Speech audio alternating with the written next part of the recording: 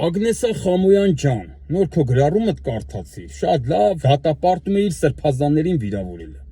Սրբազանին վիրավորելը ես էլ եմ դատապարտում, բայց հիմա ես քեզ ուզում եմ մի հատ հարց տամ։ Իսկ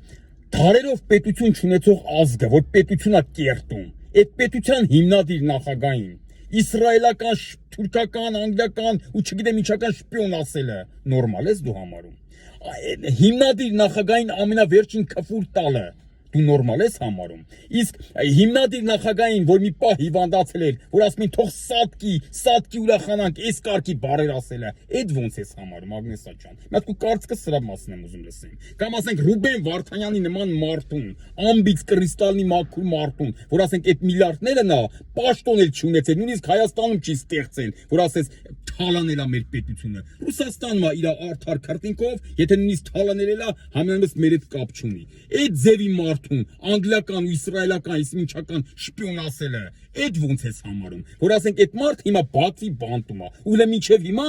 այդ ասողները ձեր աջակիցների մի մեծ զանգված, չեմ ասում բոլորը, մի մեծ զանգված, որ ասում էին այդ բարերը, այդ քֆուրները տալիս էին հիմնադիր նախագահի ու Ռուբեն Վարդանյանի վերաբերյալ, հələ մինչև հիմա ներողություններ չեն խնդրել։ Ու հետո ձեր աջակիցների մի մեծ զանգված, մի քանի վաղ առաջ վեհապարին էին ինչ ասես ասում, այդ ցավը տանեն։